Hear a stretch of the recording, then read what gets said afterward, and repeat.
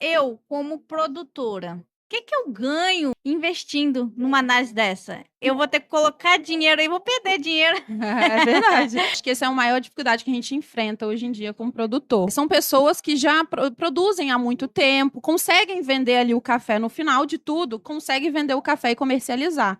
Então, a partir do momento que ele faz essa análise, primeiro que ele sabe o que, que tem dentro do café dele, repassando esse café, vendendo, seja para um comerciante, para uma exportadora, ele sabe negociar e falar: olha, o meu café é com baixo glifosato. Tem um ágio que se paga hoje no mercado, aí depende de exportadora para exportadora, mas, além disso, você está lidando com o alimento. Então, tem toda a questão da sustentabilidade também, que é um assunto que está super em alta, porque, querendo ou não, o glifosato faz mal para a saúde humana. Então, eu acho que é uma consciência, no modo geral, assim, sabe? Que o produtor tem que ter. Então, eu acho que ele ganha nessa questão de lucrar, assim, entende? A respeito dessa análise, como que vocês fazem o procedimento? O agricultor, ele tem que colher em qual ponto ali para estar Tá. podendo... Então, não tem ponto se tá maduro, se tá verde o grão. A gente pede uma amostra de ali de 250 gramas para trazer para o nosso laboratório e a gente começa todo o processo de retirar os grãos, fazer uma pilha batida bem bacana, né, para ter uma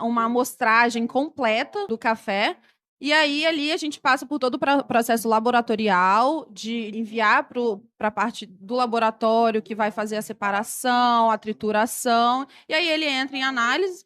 Em até 76 horas por ali, a gente já envia o resultado. A partir do momento que ele tem o laudo na mão dele, ele consegue fazer a parte da comercialização, que é o que a gente tinha comentado, né? Da questão de precificar o café um pouco melhor, conseguir um ágio, talvez, ali, mostrando para o exportador que o café dele não tem glifosato, entendeu? E o próprio exportador, na hora de vender esse café na exportação, ele consegue um ágio, sabe? Porque, querendo ou não, a oferta é menor do que o café como um todo. Não existe tanto café com baixo glifosato, vamos falar assim. O tempo de carência de aplicação do glifosato na lavoura, então tudo isso afeta muito em ter o café com glifosato.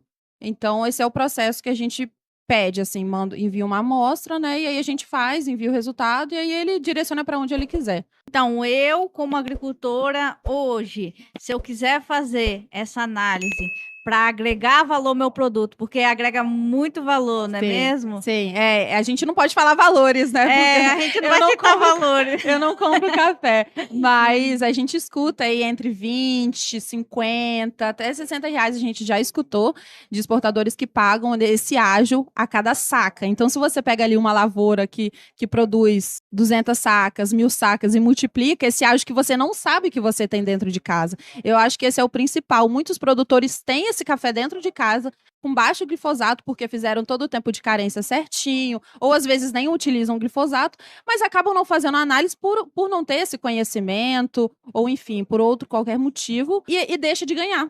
Então é um estoque, um dinheiro parado, vamos falar assim. Então você está perdendo de ganhar dinheiro se você não está investindo nesse tipo de análise, não é mesmo? Exatamente. E agora, eu gostaria de saber, assim, qual o tamanho de amostra, qual, assim, o valor que ele tem que pagar por amostra? A quantidade que a gente pede é entre 200 a 250 gramas, num saquinho de amostra mesmo, envia pra gente. Questão de valores depende muito da quantidade que ele tá mandando, digo, o número de amostras, às vezes a gente consegue um preço um pouco mais legal, se a quantidade de amostra for maior, mas o mais importante é o glifosato. Hoje em dia a gente vê muito no café Conilon, que é o Espírito Santo é o maior produtor. Mas a gente também tem recebido cafés arábicas. O volume é menor. Hoje em dia a gente consegue atender o Brasil inteiro. Algumas amostras vêm de Minas, São Paulo, Zona da Mata, Manhuaçu, toda aquela região. Mas o engraçado é que a legislação da Europa, eles não especificam que é no café Conilon a questão do glifosato. É em café verde. Só que a gente recebe bastante Conilon e não tanto a arábica. Nesse caso, vocês também fazem análise de toxinas no laboratório de vocês? A gente faz a ocratoxina e a aflatoxina, que são fungos, né, que dão no café. Hoje em dia a gente tem visto que tem dado um probleminha considerável lá fora, principalmente cafés de estoques muito anteriores. Então, tem cafés aí de 2016, 2017, que já está há muito tempo no armazém. Então, querendo ou não, com o tempo úmido, aí depois fica seco, aí se prolifera o fungo, o calor. Às vezes não tem condições do ambiente do armazém mesmo. Mas tem pegado um pouquinho, assim, vou te falar, na exportação, essa questão da ocratoxina. Então, a ocratoxina e a aflatoxina são duas que a gente vem trabalhando bastante, assim. Aqui no estado, a gente é o único laboratório acreditado pelo Inmetro para análise de ocratoxina, aflatoxina e glifosato no café. Então, é um diferencial muito bacana para o produtor e para o exportador que está buscando esse serviço. Porque o Inmetro, ele tem uma parceria com o ILAC, ou seja, ele é válido em mais de 190 países, o laudo. Então, caso, principalmente para exportação, né? Porque a gente está falando ali, Europa, o limite de glifosato ali é 0,1.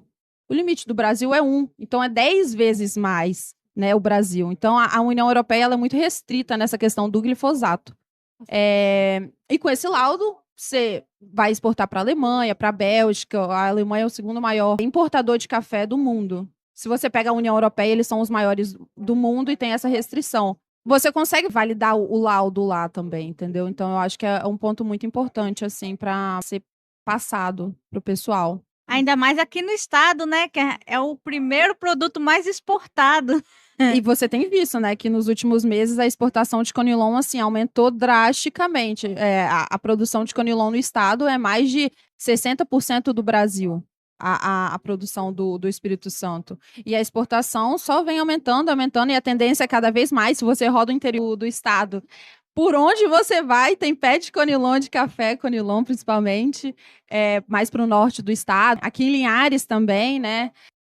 Nova Venécia, onde você vai tem pé de café, só não planta ali no asfalto porque não pode, porque se pudesse teria pé de café no asfalto. Então a tendência é aumentar cada vez mais, a sustentabilidade é aumentar cada vez mais esse tema.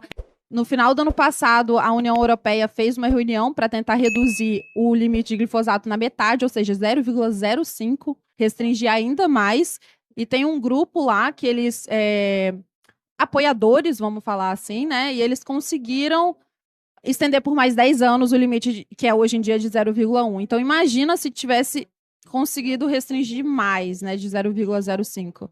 Então, não tem jeito, assim, a sustentabilidade ela não vai regredir, não vai voltar para trás, eles não vão liberar o glifosato do nada, todas as exportações da Europa podem entrar com glifosato, não vai ser assim. Então, eu acho que quanto mais cedo a gente conseguir entrar, começar a rastrear os produtores, ver quem está apto, quem não está. É um monitoramento que você vai ter ali, é uma base de dados que você vai ter ali, entende?